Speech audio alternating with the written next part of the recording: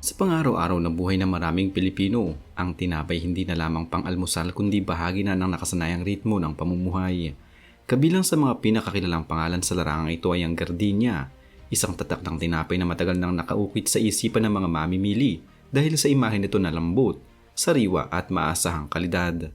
Gayunpaman, sa likod ng simpleng pakete ng puting tinapay isang maslimot na kasaysayan ng pagsisimula, pagpapalawak at pagharap sa mga hamon ng industriya. Ang gardenia ay hindi orihinal na Pilipino.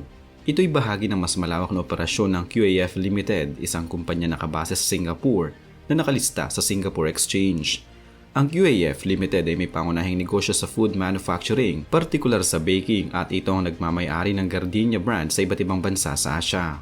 Sa ganitong struktura, makikita na ang gardenia ay hindi lamang isang simpleng brand kundi bahagi ng isang international na network ng produksyon at distribusyon na may malinaw na sistema at pamantayan. Ang gardenia brand ay unang lumitaw sa United Kingdom noong dekada 50 bilang bahagi ng Allied Bakeries. Gayunpaman, ang mas makabuluhang yugto ng pagunlad nito ay nagsimula noong 1987 sa Singapore, kung saan itinatag ang Gardenia Foods Pte. Limited. Sa panahong iyon, ang konsepto ng mass-produced, high-quality sliced bread ay hindi pa ganap na laganap sa rehiyon. Sa pamamagitan ng modernong teknolohiya sa baking at sistematikong distribusyon, unti-unting nakilala ang Gardenia bilang premium bread brand sa Singapore. Ang kanilang operasyon ay nakatuon hindi lamang sa dami ng produksyon kundi sa pagpapanatili ng kalidad, bagay na naging pundasyon ng kanilang reputasyon sa merkado. Ang pagpapalawak nito sa Pilipinas ay isinagawa sa pamamagitan ng Gardenia Bakeries Philippines Incorporated na opisyal na itinatag noong 1997. Ang planta nito ay matatagpuan sa Biñan, Laguna, isang lokasyong pinili dahil sa stratehikong lapit nito sa Metro Manila at iba pang pangunahing pamilihan. Isa sa mga kilalang personalidad na naging mahalaga sa operasyon ng Gardenia sa Pilipinas ay si Simplicio Umali Jr. na nagsilbing pangulo ng kumpanya sa bansa at naging susi sa pagpapalago ng brand sa lokal na merkado. Sa kanyang pamumuno, naipatupad ang mga estratehiyang angkop sa panlasa at gawin ng mga Pinoy habang nananatiling tapat sa international na pamantayan ng kumpanya. Noong Hulyo 1997, inilabas ang kauna-unahang loaf ng gardenia sa Pilipinas. Mula simula pa lamang, malinaw na ang layunin ng kumpanya, maghatid ng dekalidad na tinapay na ginawa sa pamamagitan ng makabagong teknolohiya at mahigpit na pamantayan sa kalinisan at produksyon. Hindi lamang ito simpleng pagpasok sa merkado, kundi isang planadong hakbang upang baguhin ang pananaw ng mga mamimili sa kung ano ang maaaring asahan mula sa isang komersyal na tinapay. Ang pagpasok ng gardenia sa Pilipinas ay hindi basta-basta. Noong dekada 90, ang industriya ng tinapay sa bansa ay dominado ng maliliit na panaderya at ilang lokal na brand. Karamihan sa mga tinapay ibinebenta ng sariwa ngunit walang standardized na packaging o shelf life. Ang ganitong sistema ay nakabatay sa araw-araw na produksyon kung saan inaasahang mabebenta agad ang tinapay sa loob ng parehong araw. Dahil dito, limitado ang kakayahan ng mga produkto na may pamahagi sa mas malalayong lugar at kadalasang nagkakaroon ng inconsistency sa kalidad. Sa ganitong konteksto, pumasok ang Gardenia na may dalang bagong modelo ng produksyon at distribusyon. Hindi lamang ito simpleng pagdadala ng bagong brand, kundi isang uri ng modernisasyon sa buong konsepto ng bread manufacturing sa bansa. Ang kanilang planta sa Biñan ay nilagyan ng high-speed baking lines mula sa Estados Unidos at Europa, na kayang gumawa ng libo-libong loaf kada oras. Ang mga makinang ito ay dinsenyo upang gawing tuloy-tuloy ang proseso mula sa eksaktong pagsukat ng sangkap, paghahalo ng dough, fermentation, baking, slicing hanggang sa packaging na halos walang direktang paghawak ng tao. Dahil dito, nabawasan ang posibilidad ng kontaminasyon at naging mas pare-pareho ang kalidad ng bawat produkto. Hindi nagtatapos sa produksyon ng inobasyon ng gardenia. Malaki rin ang kanilang inilaan sa logistics at distribution. Gumamit sila ng sistema na may mahigpit na schedule ng paghahatid kung saan araw-araw ay may rutang sinusundan ng kanilang delivery trucks upang masigurong sariwa ang tinapay na dumarating sa mga tindahan. Ang ganitong sistema ay nangangailangan ng masusing koordinasyon mula sa oras ng pagbe-bake hanggang sa eksaktong oras ng pagdating sa retail outlets.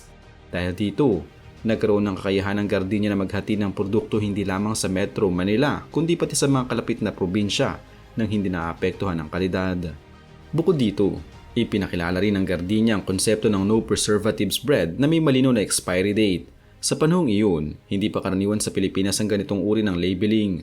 Kadalasan, ang mga tinapay mula sa lokal na panaderya ay walang nakasaad na petsa kung kailan ito dapat kainin. Sa pamamagitan ng paglalagay ng expiration date, nagkaroon ng mas mataas na antas ng transparency sa pagitan ng produkto at ng mamimili. Ipinakita nito na ang kumpanya ay may tiwala sa kanilang proseso at handang managot sa kalidad ng kanilang produkto. Ang pagpapanatili ng sariwang tinapay ng walang preservatives ay hindi simpleng gawain. Nangangailangan ito ng tamang kombinasyon ng high-quality ingredients, kontroladong baking process at advanced packaging technology. Gumamit ang Gardenia ng specially designed packaging na nakatutulong upang mapanatili ang moisture ng tinapay habang pinipigilan ng mabilis na pagkapanis. Kasabay nito, mahigpit na lang minomonitor ang temperatura at humidity sa loob ng kanilang planta upang masigurong optimal ang kondisyon sa mga produksyon. Sa aspeto ng pagtanggap ng merkado, hindi agad naging madali ang pagbabago ng nakasanayang panlasa at gawin ng mga Pilipino. Marami ang sanay sa bagong lutong pandesal mula sa kanto, kaya ang ideya ng pre-packaged sliced bread ay nangangailangan ng panahon upang tanggapin. Gayunpaman, unti-unting nagbago ang pananaw ng mga mamimili dahil sa mga praktikal na benepisyo ng produkto.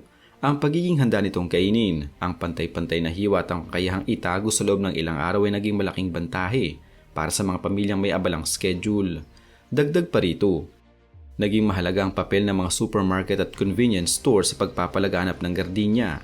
Sa halip na umasa lamang sa tradisyonal na panaderya, pinalawak ng kumpanya ang kanilang presensya sa modern retail channels. Dahil dito, mas naging accessible ang kanilang produkto sa mas maraming mamimili. Ang estratehiyang ito ay nagbibigay daan upang maging mas bahagi ang Gardenia ng regular na grocery list ng maraming pamilya. Sa kabuuang proseso, makikita na ang pagsisimula ng Gardenia sa Pilipinas ay hindi lamang simpleng pagpasok ng isang dayuhang brand. Ito ay isang sistematikong pagbabago sa paraan ng paggawa, pagbebenta at pagkonsumo ng tinapay. Hindi naging madali ang pag-angat ng Gardenia sa isang merkadong sanay sa tradisyonal na panaderya. Gayunpaman, gumamit ang kumpanya ng agresibong marketing strategy. Isa sa mga pinaka-epektibong slogan nito ay ang "So good, you can even eat it on its own" na nagbibigay din sa lambot at lasa ng tinapay kahit walang palaman. Malaki rin ang papel ng distribusyon. Gumamit ang Gardenia ng fleet ng delivery trucks na araw-araw naghahatid ng sariwang tinapay sa mga supermarket at convenience store. Ang sistemang ito ay nakaschedule upang masigurong palaging sariwang produkto sa istante. Sa paglipas ng panahon, pinalawak pa ng kumpanya ang linya ng produkto nito. Hindi na lamang puting tinapay ang kanilang inaalok kundi pati wheat bread, raisin loaf, pandesal at iba pang mga baked goods. Sa ganitong paraan, natugunan nila ang iba't ibang panlasa at pangangailangan ng mamimili. May ilang mahalagang dahilan kung bakit tinangkilik ng mga Pilipino ang Gardenia. Una ay ang kalidad. Kapansin-pansin ang consistency ng bawat loaf, pare-pareho ang texture, laki at lasa. Ito ay mahalaga sa mga mamimiling naghahanap ng maasahang produkto. Ikalawa ay ang convenience. Dahil pre-sliced ang tinapay, mas madali itong gamitin para sa sandwich o simpleng almusal. Hindi na kailangang hiwain pa, kaya't nakakatipid sa oras. Ikatlo ay ang packaging. Ang malinaw na expiration date ay nagbibigay ng kumpiyansa sa mga mamimili. Sa isang merkado kung saan kadalasang walang ganitong impormasyon ng mga produkto, naging malaking bentahe ito. Ikaapat ay ang brand image. Sa pamamagitan ng patalastas at consistent na mensahe, naiposisyon ng Gardenia ang sarili bilang premium ngunit abot kayang tinapay.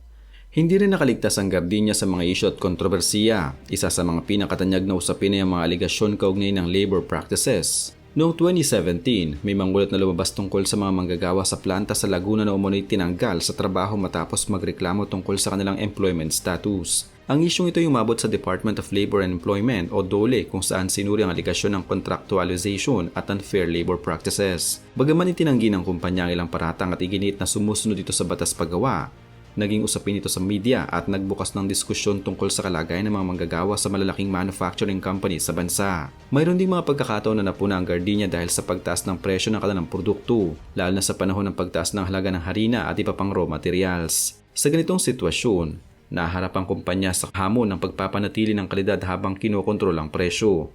Sa social media, paminsan-minsan ding nagiging paksa ang Gardenia sa mga diskusyon tungkol sa shelf life ng tinapay.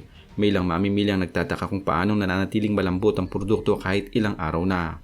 Sa ganitong mga pagkakataon, ipinaliliwanag ng kumpanya ang kanilang production process at packaging technology upang linawin ang issue.